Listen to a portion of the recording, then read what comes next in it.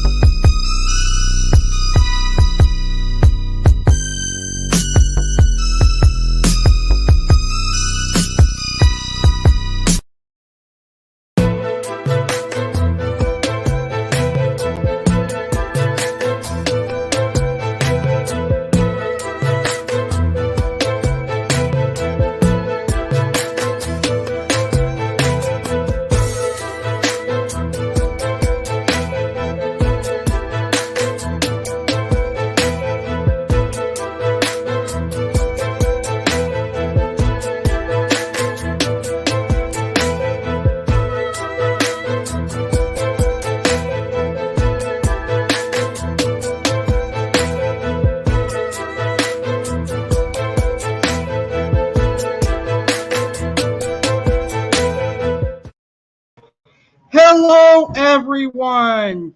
Welcome to a special Halloween weekend edition of On the Case with me, Detective Alex Cardinale.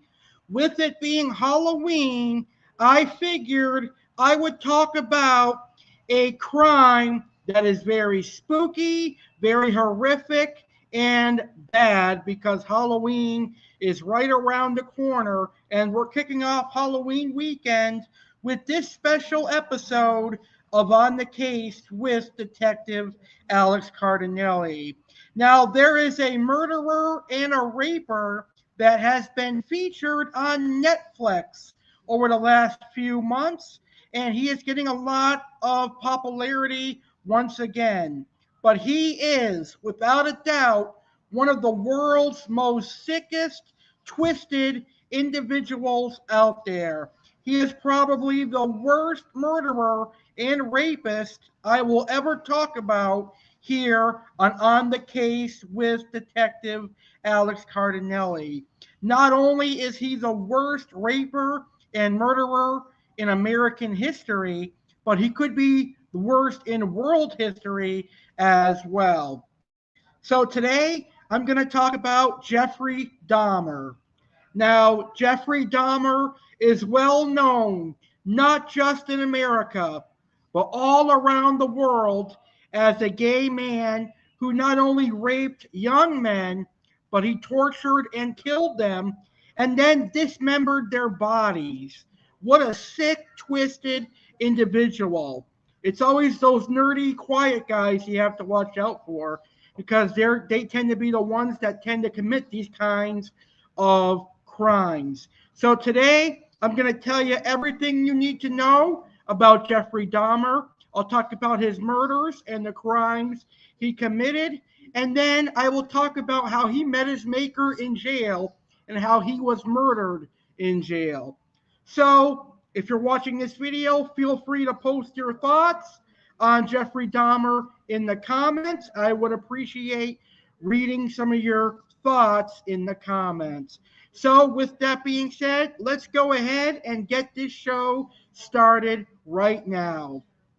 So here is what to know about Jeffrey Dahmer. Let me show you an image of Jeffrey Dahmer so you can understand what an evil individual looks like. So here is an image of Jeffrey Dahmer. This is Jeffrey Dahmer in court. And here is another image of Jeffrey Dahmer. He was a very, very bad drunk. And this picture is an image of Jeffrey Dahmer intoxicated. So now you know what Jeffrey Dahmer looks like. So here is what to know about Jeffrey Dahmer and this case. Now, Jeffrey Dahmer was known as the Milwaukee Cannibal or the Milwaukee Monster. He was an American serial killer and sex offender who committed the murder and dismemberment of 17 men and boys between 1978 and 1991. Many of his later murders involved necrophilia, cannibalism, and the permanent preservation of body parts, typically all or part of the skeleton. Very, very gross, in my personal opinion. Now, although he was diagnosed with borderline personality disorder, he was also diagnosed with schizophrenia disorder and a psychotic disorder. Jeffrey Dahmer was found to be legally sane at his trial. Jeffrey Dahmer was born May 21st, 1960 in Milwaukee, Wisconsin. He was the first of two sons of Joyce Annette, a teletype machine instructor, and Linnell Herbert Dahmer, a Marquette University chemistry student and later a research chemist. Linnell Dahmer is of German and Welsh ancestry, and Joyce Dahmer was of Norwegian and Irish ancestry. As Jeffrey Dahmer entered first grade, Linnell's university studies kept him away from home much of the time. And when he was home, his wife was a hypochondriac who suffered from depression. She demanded constant attention and spent an increasing amount of time in bed. On one occasion, she attempted suicide with Equinel. Consequently, neither parent devoted much time to their son, who later recollected that from an early age, he felt unsure of the solidity of his family, recalling extreme tension and numerous arguments between his parents during his early years. Jeffrey Dahmer had been an energetic and happy child, but became notably subdued after double hernia surgery shortly before his 4th birthday. From an early age, Dahmer manifested an interest in dead animals. His fascination with dead animals may have begun when, at the age of 4, he saw his father removing animal bones from beneath the family home. According to Linnell, Dahmer was oddly thrilled by the sound the bones made and became preoccupied with animal bones, which he initially called his fiddlesticks. He occasionally searched beneath and around the family home for additional bones and explored the bodies of live animals to discover where their bones were located. During a chicken dinner, Dahmer asked Linnell what would happen if the chicken bones were placed in bleach. Jeffrey Dahmer's father was pleased by what he believed to be his son's scientific curiosity, demonstrated how to safely bleach and preserve animal bones. Later on, this would be a very costly mistake, as Dahmer would use this against 17 young boys and men. Dahmer incorporated these preserving techniques into his bone collecting and also began collecting dead animals, including roadkill, which he would dissect and bury beside the hut, with the skulls occasionally placed atop makeshift crosses. According to one friend, Dahmer explained to him that he was curious as to how animals fit together. In one instance, in 1975, Dahmer decapitated the carcass of a dog before nailing the body to a tree and impaling the skull upon a stick in the woodland behind his house. As a prank, he later invited a friend to view the display, claiming he had discovered the remains by chance. From his freshman year at Riviera High School, Dahmer was seen as an outcast. By the age of 14, he had begun drinking beer and hard alcohol in daylight hours, frequently concealing his liquor inside the jacket he wore to school. He mentioned to one classmate who inquired why he was drinking scotch in a morning history class that the alcohol he consumed was his medicine. Although largely uncommunicative in his freshman year, Dahmer was seen by staff as polite and highly intelligent, but with average grades. He was a keen tennis player and played briefly in the high school band. When Jeffrey Dahmer hit puberty and became a teenager, he discovered that he was gay, but he did not tell his parents. In his early teenage years, he had a brief relationship with another teenage boy, although they never had sex. By Jeffrey Dahmer's later admission, he began fantasizing about dominating and controlling a completely submissive male partner in his early to mid-teens, and his masturbatory fantasies gradually evolved to his focusing on chest and torsos. These fantasies gradually became intertwined with dissection. When he was about 16, Jeffrey Dahmer conceived a fantasy of rendering unconscious a particularly male jogger he found attractive, and then making sexual use of his body. On one occasion, Dahmer concealed himself in the bushes with a baseball bat to lie in wait for this man. However, he did not pass by on that particular day, thank God. Dahmer later admitted this was his first attempt to attack and render an individual submissive to him. Dahmer became something of a class clown in high school who often staged pranks, which became known as doing a Dahmer. These included bleeding and simulating epileptic seizures or cerebral palsy at school and local stores. On occasion, Dahmer would perform these antics for money to purchase alcohol. By 1977, Jeffrey Dahmer's grades had declined. His parents hired a private tutor with limited success. The same year, in an attempt to save their marriage, his parents attended counseling sessions. They continued to fight frequently. When Linnell discovered Joyce had engaged in a brief affair in September 1977, they both decided to divorce, telling their sons they wished to do so amicably.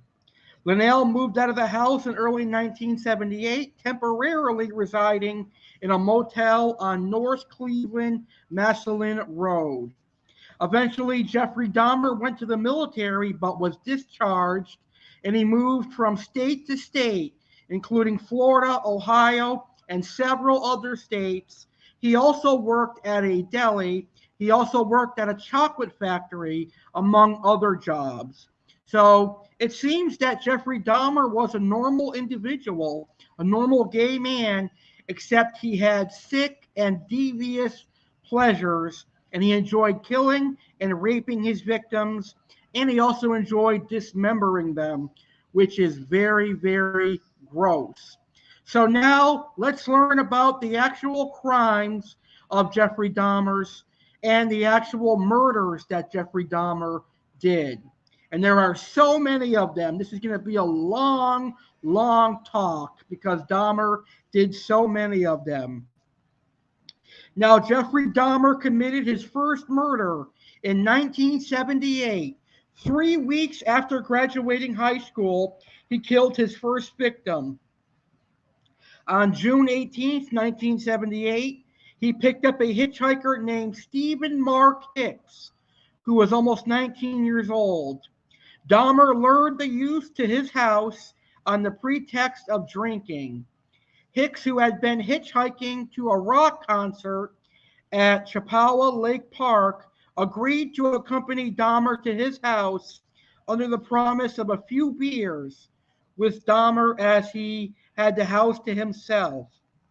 According to Dahmer, the sight of the bare-chested Hicks standing at the roadside steered his sexual feelings, although when Hicks began talking about girls, he knew any sexual passes he made would be rebuffed.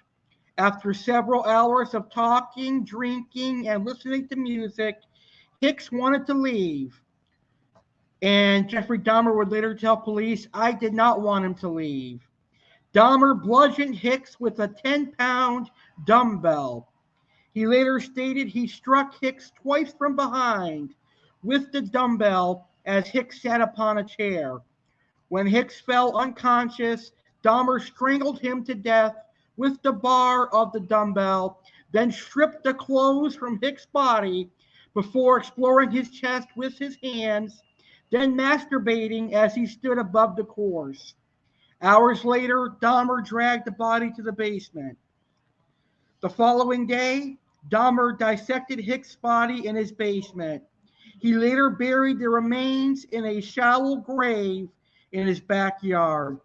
Several weeks later, he unearthed the remains and pared the flesh from the bones. He dissolved the flesh in acid before flushing the solution down the toilet. He crushed the bones with a sledgehammer and scattered them in the woodland behind the family home. Very, very gross. In January 1985, Jeffrey Dahmer was hired as a mixer at the Milwaukee Ambrosia Chocolate Factory, where he worked from 11 p.m. to 7 a.m. 6 nights per week with Saturday evenings off. Shortly after Dahmer found this job, an incident occurred in which he was propositioned by another man while sitting reading in the West Allis Public Library. The stranger threw Dahmer a note offering to give him a blowjob.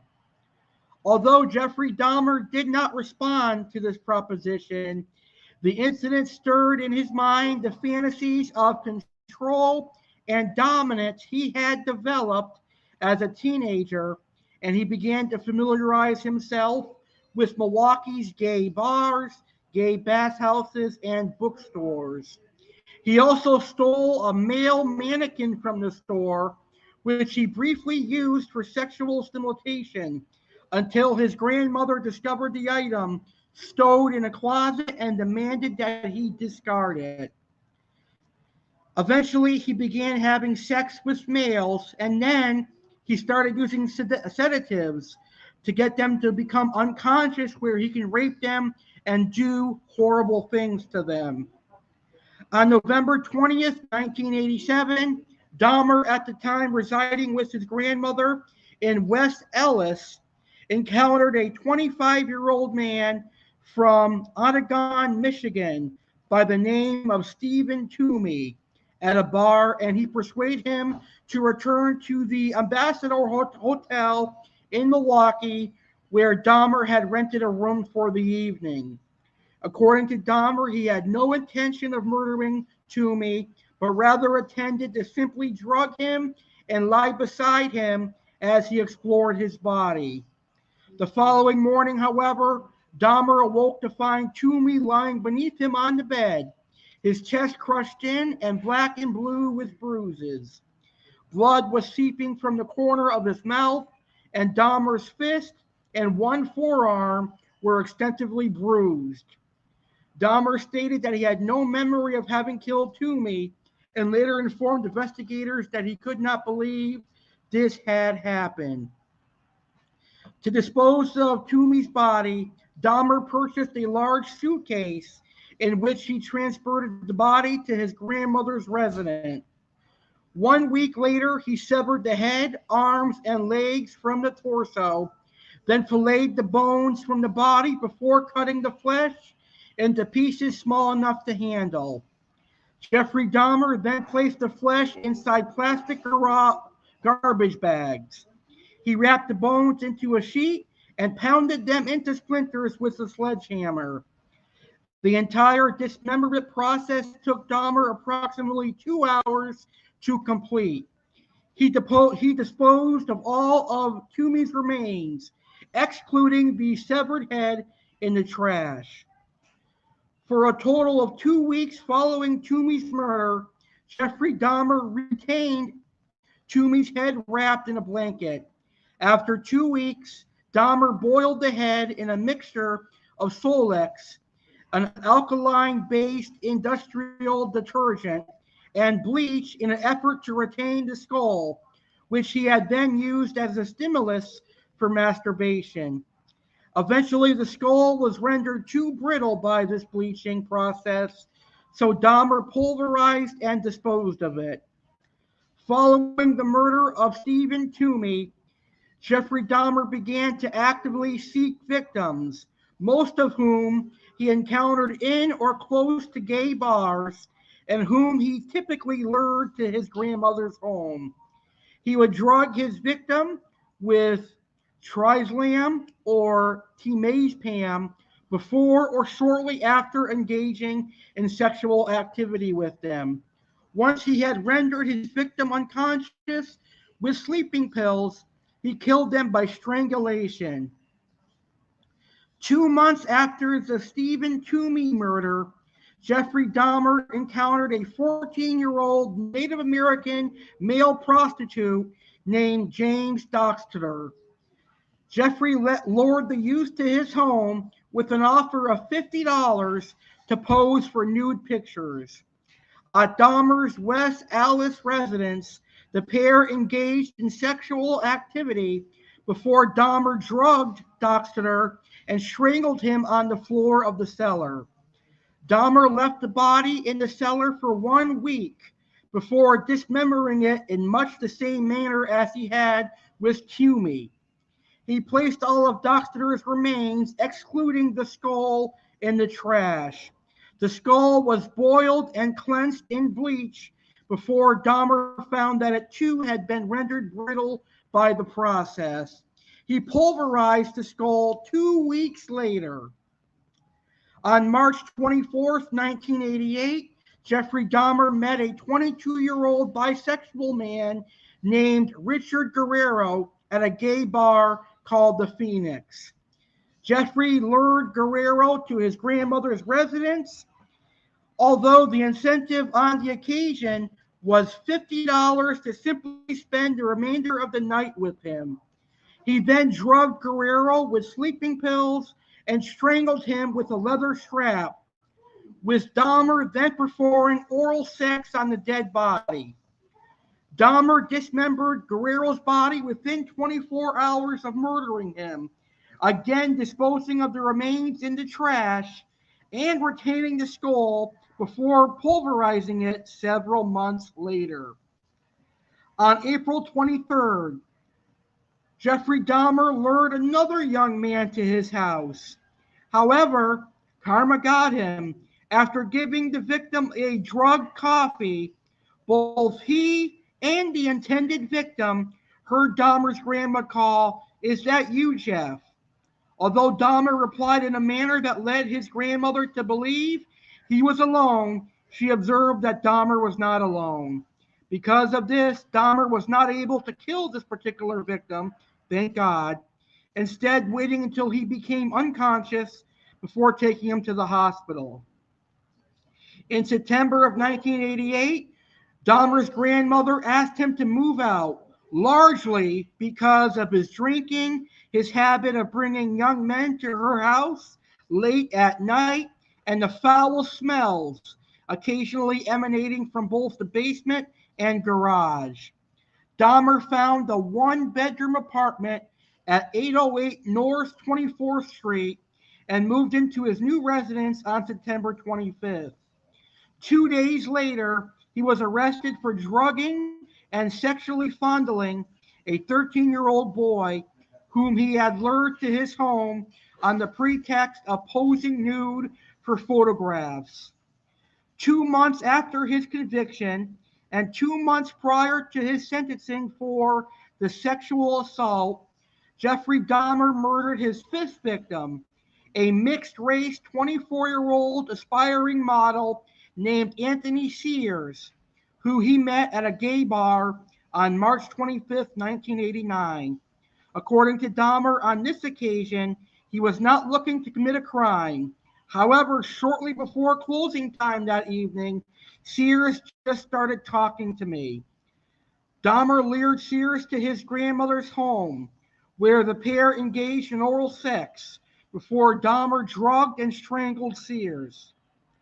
The following morning, Dahmer placed the corpse in his grandmother's bathtub, where he decapitated the body before attempting to flay the corpse.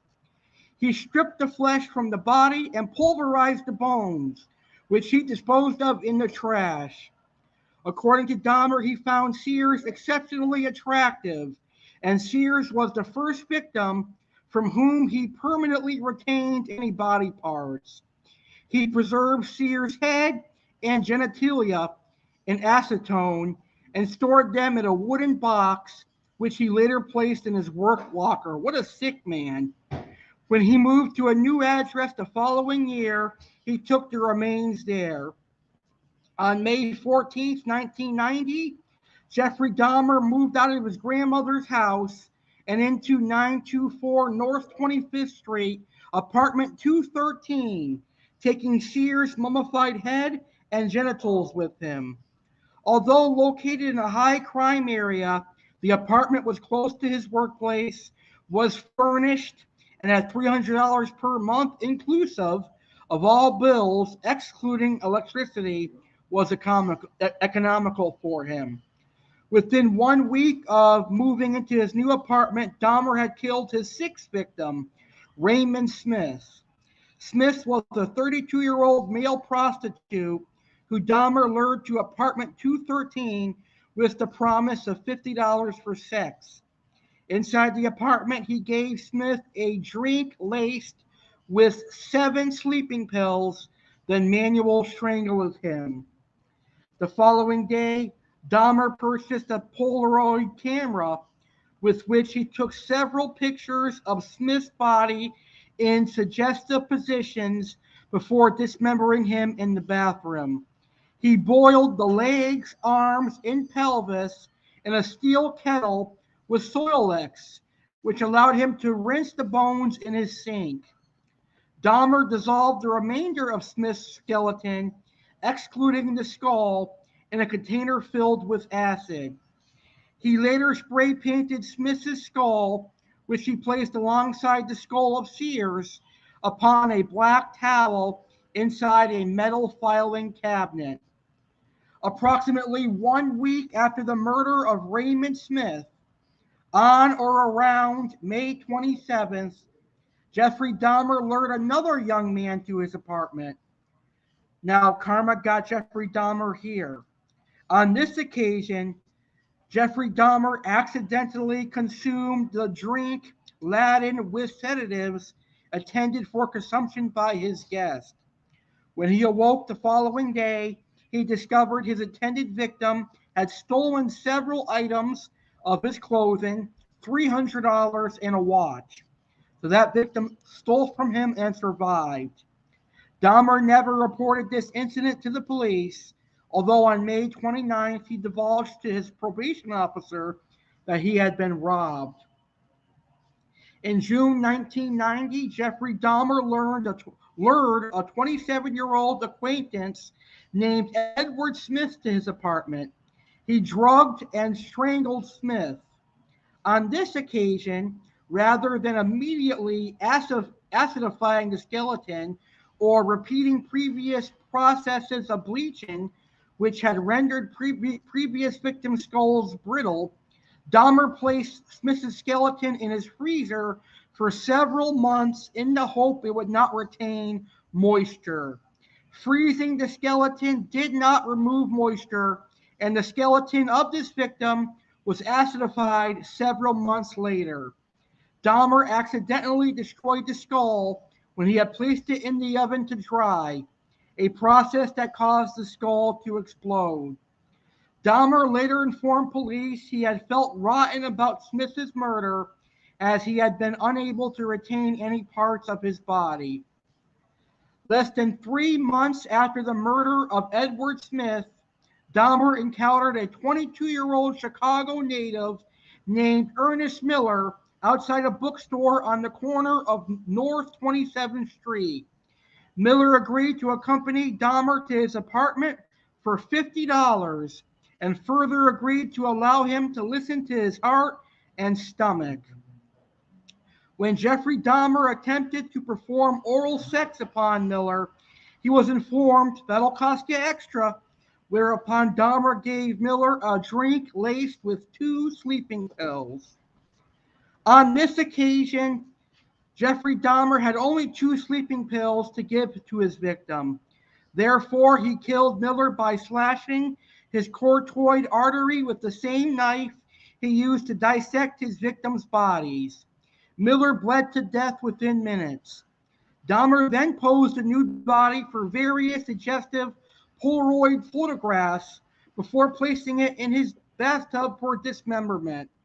Dahmer repeatedly kissed and talked to the severed head while he dismembered the rest of the body. Ugh, gross. Dahmer wrapped Miller's heart, biceps, kidney, and portions of the flesh from the legs in plastic bags, and get this, placed them in the freezer for later consumption. Ugh. He boiled the remaining flesh and organs into a jelly-like substance using Soilex, which enabled him to rinse the flesh off the skeleton, which he intended to retain. To preserve the skeleton, Dahmer placed the bones in a light bleach solution for 24 hours before allowing them to dry upon a cloth for 1 week. The severed head was initially placed in the refrigerator before being stripped of flesh, then painted and coated with enamel. Okay, let me say something for the record really quick. I know I'm supposed to be impartial, but man, Jeffrey Dahmer is one sick son of a bitch. I'll repeat, Jeffrey Dahmer is one sick motherfucker. 3 weeks after the murder of Miller, on September 24th, Dahmer encountered a 22-year-old father of 2 named David Thomas at the Grand Avenue Mall. He persuaded him to return to his apartment for a few drinks with additional money on offer if he would pose for photographs. In his statement to police after his arrest, Dahmer said that after giving Thomas a drink loaded with sedatives, he did not feel attracted to him, but was afraid to allow him to awaken, fearing that he would be angry over having been drugged. Therefore, he strangled him and dismembered the body, intentionally retaining no body parts whatsoever. He photographed the dismemberment process and retained these photographs, which later aided in Thompson's identification. Following the murder of Thomas, Jeffrey Dahmer did not kill anyone for almost 5 months, although on a minimum of 5 occasions between October 1990 and February 1991, he unsuccessfully attempted to lure men to his apartment. In February 1991, Dahmer observed a 17-year-old named Curtis Strotter standing at a bus stop near Marquette University. According to Dahmer, he lured Strotter into his apartment with an offer of money for posing for nude photos, with the added incentive of sexual intercourse. Dahmer drugged Strotter, cuffed his hands behind his back, then strangled him to death with a leather strap. He then dismembered Strotter, retaining the used skull, hands, and genitals, and photographing each stage of the dismemberment process. Less than 2 months later, on April 7th, Dahmer encountered a 19-year-old named Errol Lindsay walking to get a key cut. Lindsay was heterosexual. In other words, he was straight. Dahmer lured Lindsay to his apartment where he drugged him, drilled a hole in his skull, and poured hydrochloric acid into it. According to Dahmer, Lindsay awoke after this experiment, which Dahmer had conceived in the hope of inducing a permanent, unresisted, submissive state, and the victim said he had a headache. What time was it? The victim asked.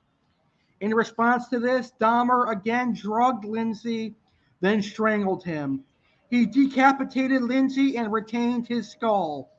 He then flayed Lindsay's body, placing the skin in a solution of cold water and salt for several weeks in the hope of permanently retaining it. Reluctantly, he disposed of Lindsay's skin when he noted it became too frayed and brittle.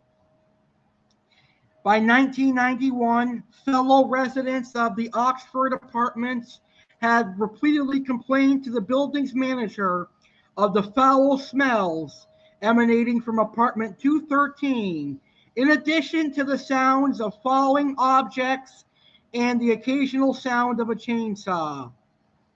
The manager contacted Jeffrey Dahmer in response to those complaints on several occasions, although he initially excused the odors emanating from his apartment as being caused by his freezer breaking, causing the contents to become spoiled.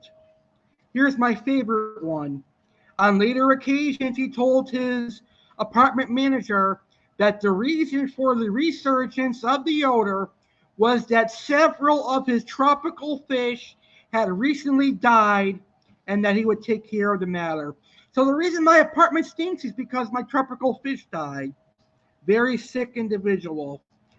On May 24th, 1991, Jeffrey Dahmer encountered 31-year-old aspiring model Tony Hughes at a nightclub. He was lured to Dahmer's apartment with an offer of money to pose for photographs. Hughes was also drugged into unconsciousness before Dahmer injected hydrochloric acid into his skull in an effort to disable his will and render him submissive. Although on this occasion, the drilling and injection proved fatal and Tony Hughes died. On the afternoon of May 26, 1991, Jeffrey Dahmer encountered a 14-year-old Leo teenager named Conrad Synsophone on Wisconsin Avenue. Unbeknownst to Dahmer, Synsophone was the younger brother of the boy who he had molested in 1988. He approached the teenager with an offer of money to accompany him to his apartment to pose for Polaroid pictures. According to Dahmer, Synsophone was initially reluctant to the proposal before changing his mind and accompanying him to his apartment, where he posed for 2 pictures in his underwear before Dahmer drugged him into unconsciousness and performed oral sex on him. Before he fell unconscious, Jeffrey Dahmer led the boy into his bedroom, where the body of Tony Hughes, who Dahmer had killed 3 days earlier, lay naked on the floor. According to Dahmer, he believed that Synsophone saw this body, yet did not react to seeing the bloated corpse, likely because of the effects of the sleeping pills he had ingested. On this occasion, Dahmer drilled a single narrow hole into the crown of Synsophone's skull, through which he injected hydrochloric acid into the front lobe. Dahmer then drank several beers while lying alongside Synsophone before briefly falling asleep, then leaving his apartment to drink at a bar and purchase more alcohol. In the early morning hours of May 27th, Dahmer returned towards his apartment to discover the victim sitting naked on the corner of 25th and State, talking in Leo, with 3 distressed young women standing near him. Dahmer approached the women and told them that Synsophone, who he referred to by the alias John Human, was his friend, and attempted to lead him to his apartment by the arm. The 3 women dissuaded Dahmer, explaining they had phoned 911. When police arrived, he told the officers that since Soda's phone was his 19-year-old boyfriend, that they had drunk too much following a fight, and that he frequently behaved in this manner when intoxicated. Dahmer added his lover had consumed Jack Daniels whiskey that evening. The three women were expirated, and when one of the trio attempted to indicate to one of the officers, both of whom had observed no injuries beyond the scrape to Smophone's knees and believed him to be intoxicated, the woman told the officers that since Smophophone had blood on his testicles, was bleeding from his rectum, and that he had seemingly struggled against Dahmer's attempts to walk to him to his apartment prior to their arrival, the officer harshly informed her to butt out, shut the hell up, and to not interfere. His incident was listed by the officers as a domestic dispute, and this was a very costly mistake by the police. If the police had caught this, I don't think Jeffrey Dahmer would have killed any more people. But unfortunately, that young teenager died because the police officer made a fatal mistake. Upon the departure of the three officers from his apartment, Dahmer once again injected hydrochloric acid into the victim's brain. The second injection proved fatal. The following day, May 28th, Dahmer took a day's leave of work to devote himself to the dismemberment of the bodies of Smophophone and Hughes. He retained both victims' skulls. Very, very creepy. Now, on June 30th, Jeffrey Dahmer traveled to Chicago, where he encountered a 20-year-old man named Matt Turner at a bus station. Turner accepted Dahmer's offer to travel to Milwaukee for a professional photo shoot. At the apartment, Dahmer drugged, strangled, and dismembered Turner and placed his head and internal organs in separate plastic bags in the freezer. Turner was not reported missing. 5 days later, on July 5th, Dahmer lured 23-year-old Jeremiah Winneberg from a Chicago bar to his apartment on the promise of spending the weekend with him. He drugged Winneberger and twice injected boiling water through his skull, sending him into a coma from which he died 2 days later. On July 15th, Dahmer encountered 24-year-old Oliver Lacey at the corner of 27th and Kilbourne. Lacey agreed to Dahmer's ruse of posing nude for photographs and accompanied him to his apartment, where the pair engaged in tentative sexual activity before Dahmer drugged Lacey. On this occasion, Dahmer intended to prolong the time he spent with Lacey while alive. After unsuccessfully attempting to render Lacey unconscious with chloroform, he phoned his workplace to request a day's absence. This was granted, although the next day he was suspended. After strangling Lacey, Dahmer had sex with the corpse before dismembering him. He placed Lacey's head and heart in the refrigerator and his skeleton in the freezer. 4 days later, on July 19th, he was fired from his job. After the news of being fired, Jeffrey Dahmer lured 25-year-old Joseph Brandhoff to his apartment. Brandhoff was strangled and left lying on Dahmer's bed covered with a sheet for 2 days. On July 21st, Dahmer removed the sheet to find the head covered in maggots. He decapitated the body, cleaned the head, and placed it in the refrigerator. He later acidified Brandhoff's torso along with those of 2 other victims within the previous month who had been killed. On July 22nd, 1991, Dahmer approached 3 men with an offer of $100 to accompany him to his apartment to pose for nude photographs, drink beer, and simply keep him company. One of the trio, 32-year-old Tracy Edwards, agreed to accompany him to his apartment.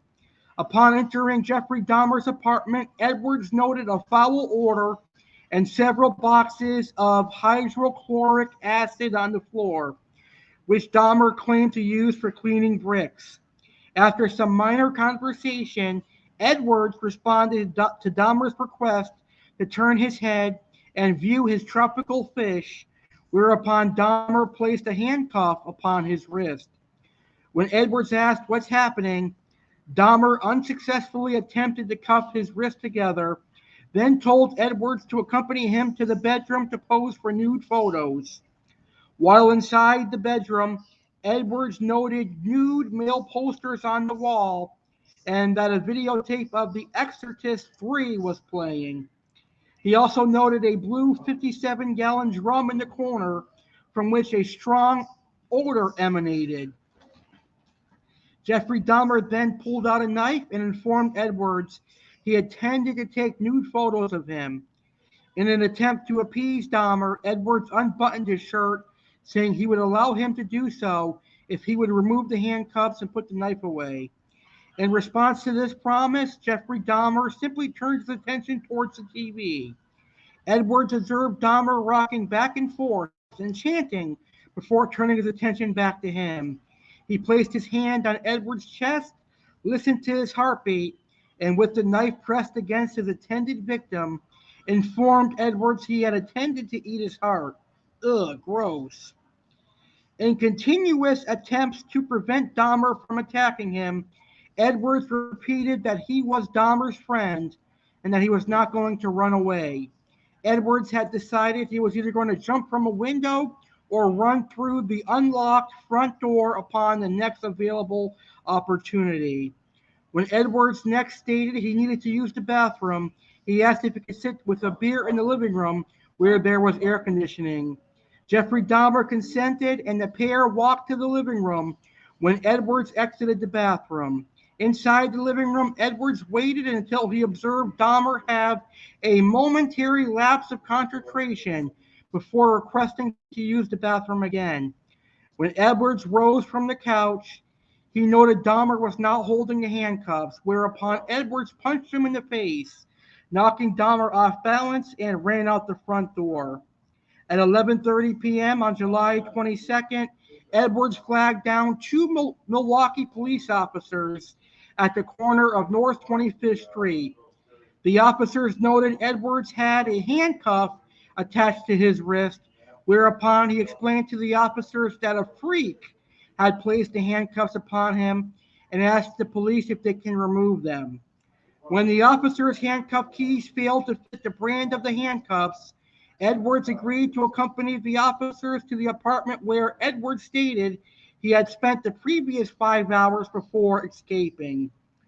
When the officers and Edwards arrived at apartment 213, Jeffrey Dahmer invited the trio inside and acknowledged he had placed the handcuffs upon Edwards, although he had offered no explanation as to why he had done so. At this point, Edwards divulged to the officers that Dahmer had also pulled out a large knife and that this happened in the bedroom. Dahmer made no comment to this revelation, indicating to one of the officers that the keys to the handcuffs were in his bedside drawer. As the officers entered the bedroom, Jeffrey Dahmer attempted to pass the officers to get the key himself, whereupon the other officer informed him to back off. In the bedroom, the police noted there was a large knife beneath the bed. He saw an open drawer, which upon closer inspection contained many Polaroid pictures, many of which were of human bodies in various stages of dismemberment. The police noted that the decor indicated that they had been taken in the same apartment which they were standing. When Dahmer saw that police were holding several of his pictures, he fought with the officers in an attempt to resist arrest. The officers quickly overpowered him, cuffed his hands behind his back, and called a second squad car for backup. At that point, the officers opened the refrigerator to reveal the freshly severed head of a black male on the bottom shelf. Oh, that must have been gross. As Dahmer laid pinned on the floor beneath an officer, he turned his head towards the officers and muttered the words, "For what I did, I should be dead." A more detailed search of the apartment conducted by the Milwaukee Police Criminal Investigation Bureau revealed a total of 4 severed heads in Dahmer's kitchen. A total of 7 skulls, some painted, some bleached, were found in Dahmer's bedroom and inside a closet. Investigators discovered collected blood drippings upon a tray at the bottom of Dahmer's refrigerator, plus 2 human hearts. Elsewhere in his apartment, investigators discovered 2 entire skeletons, a pair of severed hands, 2 severed and preserved penises, a mummified scalp, and in the 57-gallon drum, 3 further dismembered torsos dissolving in the acid solution. Also, a total of 74 pictures detailing the dismemberment of Dahmer's victims were found. Dahmer readily admitted to engaging in necrophilia with several of his victims' bodies, including performing sexual acts with their organs. Very, very gross. That was a very long murder sheet to talk about. This show is almost an hour already. So let's do a quick recap of his murders. 1978, in June 18th, he killed Stephen Mark Hicks, who was 18. 1987, November 20th, he killed Stephen Walter Toomey, who was 25. 1988, on January 16th, he killed James Edward Doxeter, who was 14. March 24th, he killed 22-year-old Richard Guerrero. 1989, on March 25th, he killed Anthony Lee Sears, 24. 1990, on May 20th, he killed Raymond Smith. June 14th, Edward Smith he killed. September 2nd, he killed Ernest Miller, who was 22. And September 24th, he killed David Thomas. In 1991, he killed Curtis Straughter on February 18th. He killed Errol Lindsay, April 7th. Tony Hughes on May 24th. May 27th, he killed Conrad Sipasonophone. June 30th, he killed Matt Turner. July 5th, he killed Jeremy Winterberg. July 15th, he killed Oliver Lacey. And his last victim, July 19th, he killed Joseph Bradhoff, who was 25 years old. Rest in peace to all 17 victims that were killed by this horrible, horrible person who did not deserve to live. So, what was Jeffrey Dahmer's sentence? Let's learn about Jeffrey Dahmer's sentence and death. Jeffrey Dahmer was sentenced to life in prison, and he was happy to be in jail. He said he deserved to be there, and that he did. Jeffrey Dahmer did get karma. He was killed in prison. Let's find out how Jeffrey Dahmer was killed in prison. On the morning of November 28, 1994, Jeffrey Dahmer left his cell to conduct his assigned work detail. Accompanying him were 2 fellow inmates, Jesse Anderson and Christopher Scavier.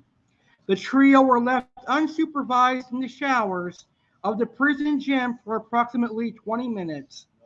At approximately 8:10, Jeffrey Dahmer was discovered on the floor of the bathrooms of the gym, suffering from extreme head wounds.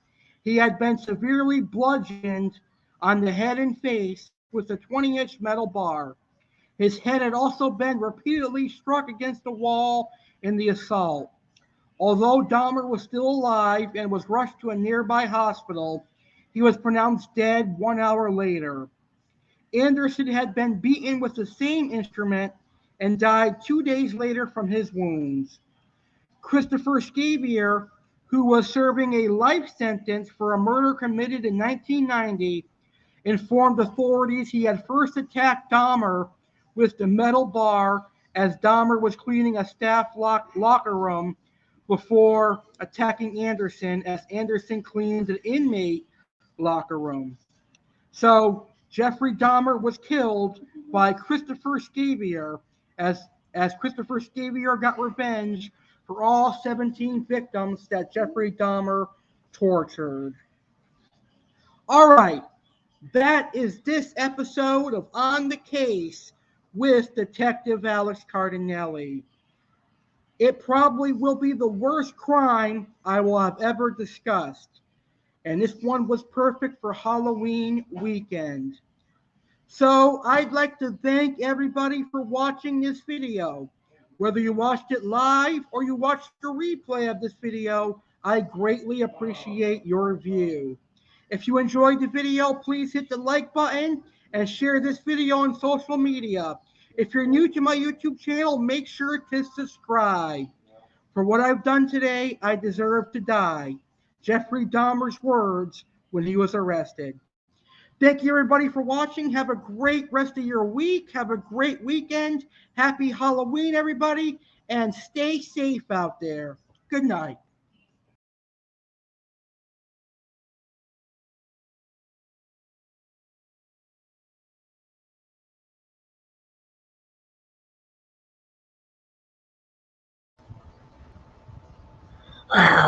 It's Crazy Tiger Alex Cardinale, and I am hosting the Halloween 2022 Bash. I'm inviting all you scary ghosts, goblins, and monsters to be a part of the Halloween 2022 Bash hosted by me, Crazy Tiger Alex Cardinale. On the Halloween Bash this year, there will be appearances from Chef Alex and Aqua Alex Cardinale. What cooking recipes will Chef Alex give out? What monster fish will Aqua Alex talk about on the Halloween Bash? There will also be Halloween discussion and scary stories with Crazy Tiger Alex Cardinale.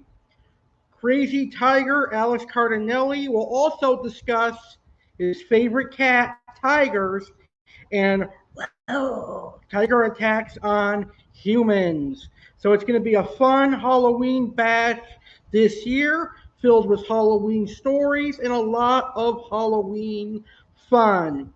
The Halloween 2022 bash airs live Halloween night, Monday, October 31st, 2022, 9 p.m. Eastern, 6 p.m. Pacific, only on my YouTube channel, The Legendary Alex Cardinale.